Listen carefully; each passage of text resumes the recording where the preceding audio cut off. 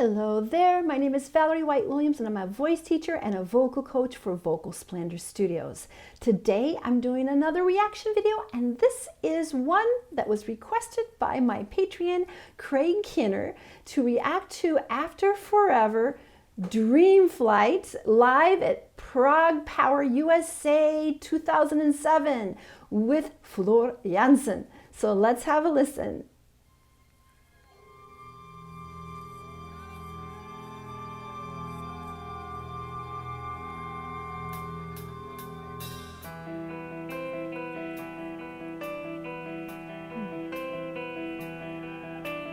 Welcome.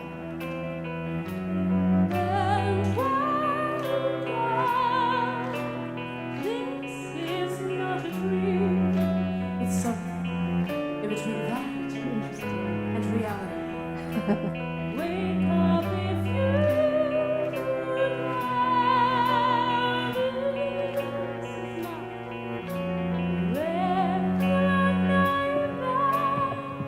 Before your eyes, the world will change. Slowly takes you down to unknown places. Welcome to a world that's only yours. Wake up if you dare, and just follow me. Oh my goodness. You know what? I discovered Floor definitely on Beste Zangers, and I'm still getting into her earlier After Forever.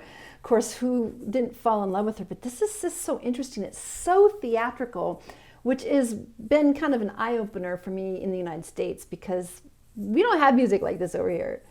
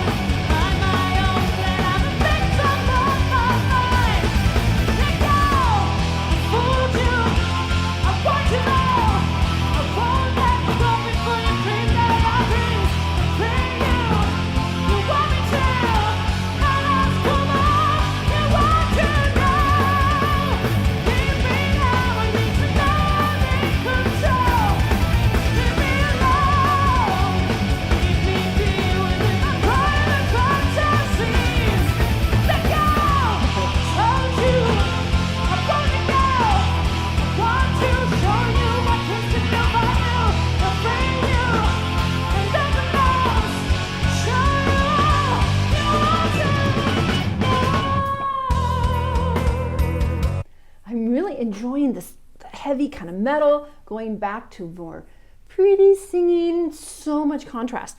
Again, I said in the United States, I was thinking of Metallica, had no idea what was going on overseas.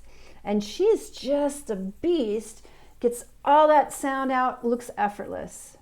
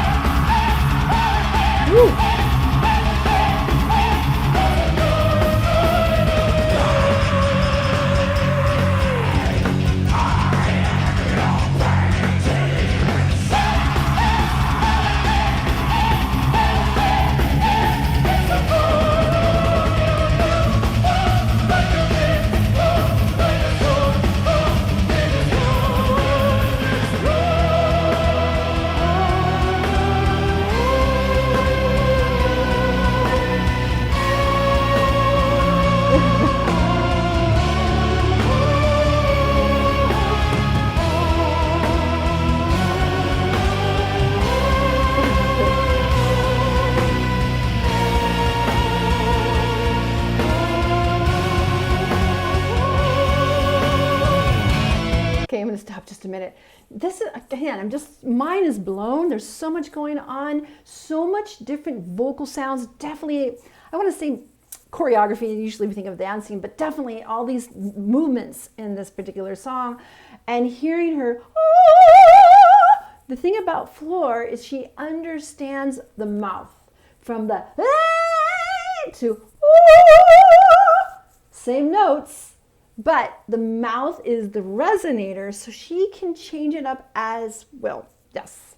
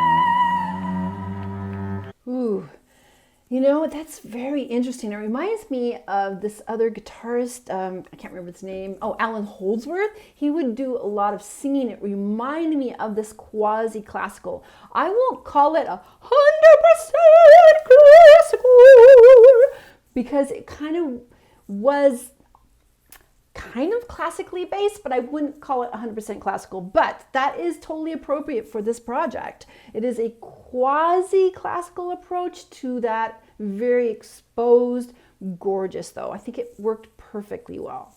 We don't want it to be too classical though, because it is fusion and metal.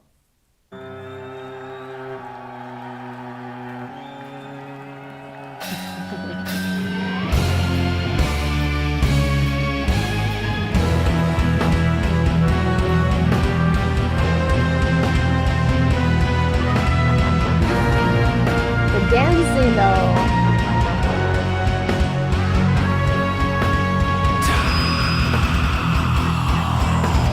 I am your down.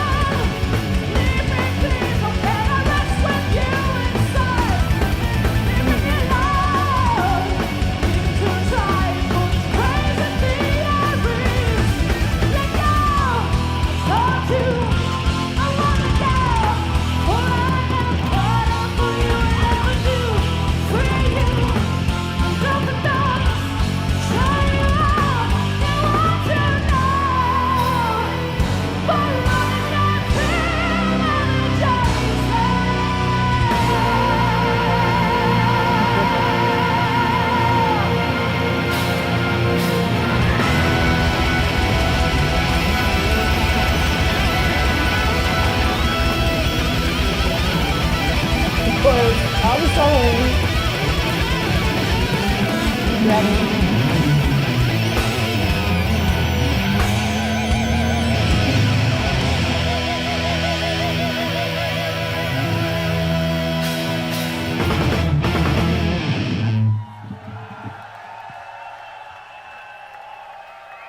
All right, that was so interesting to me because I didn't grow up with that kind of music. It's only been recently that I've discovered European metal, and of course other metal like in Japan. It's just so fascinating to me because I missed all that and I never knew this existed. It was so interesting, all the little different sections of the music. You know, I don't understand the storyline or the arc of it, but it seems to be lots of different sections of music, which is more common in the European market because Americans don't, I don't know.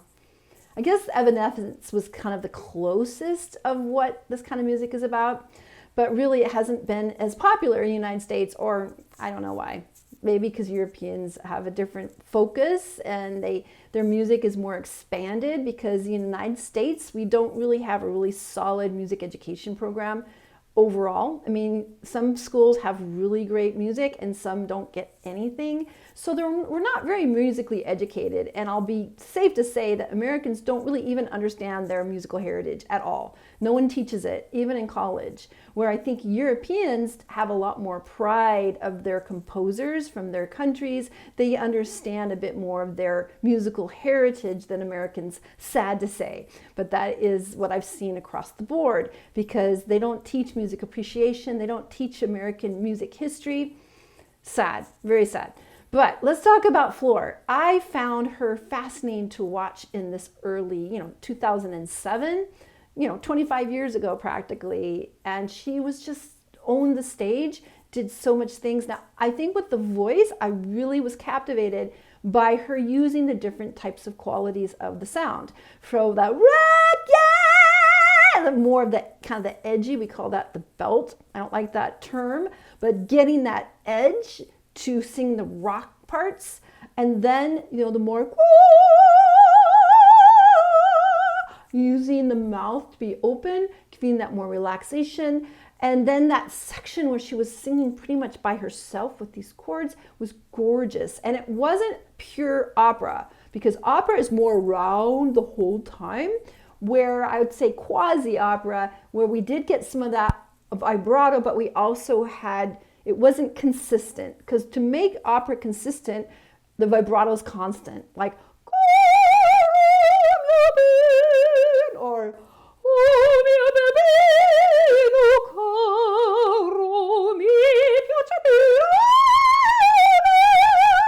so the vibrato is constantly going, spin, spin, spin, spin, spin. But for the sum of those parts will rise, so there's a bit of that stretch in that section when she was by herself, because it was what I call quasi-classical. There was round, but then there was other parts that were not.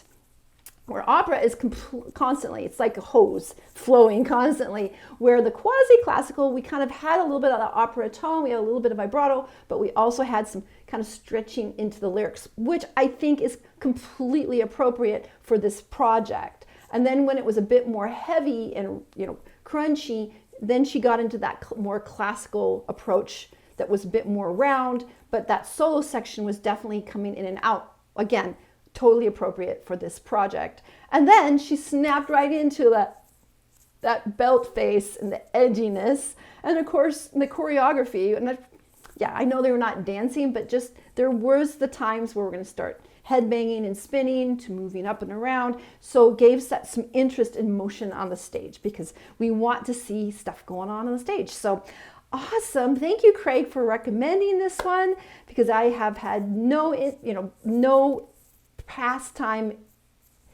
knowledge of After Forever. So I look forward to doing more. So thank you, Floor Jansen and After Forever fans. Please let me know what else I should react to. And I want to thank you for the likes, shares, and subscribes. Floor has always been awakening for me. She has so much to give, and it's so fun to go back and see what she's doing. I also want to let you know that I do have some time in my studio right now. It's in the summer, so if you're interested in lessons, you can go to my website at vocalsplendor.com. And then last of all, I want to tell you about my 2 passion projects. The first one is Creative Soul Alignment, and that is for people that are interested in spirituality and creativity. Because when we are doing creative things, we are experiencing our divine flow. We are creators too. We forget that. And when we can realize that we can create a world that works for everyone without creepy overlords telling us what to do, we can change this world. We have to visualize it first. When we come together, we're going to change this world. And then the other group is called YouTube Success Strategies, and that's where I'm coaching people how to succeed on YouTube. All right, take care, and I'll see you next time. Bye.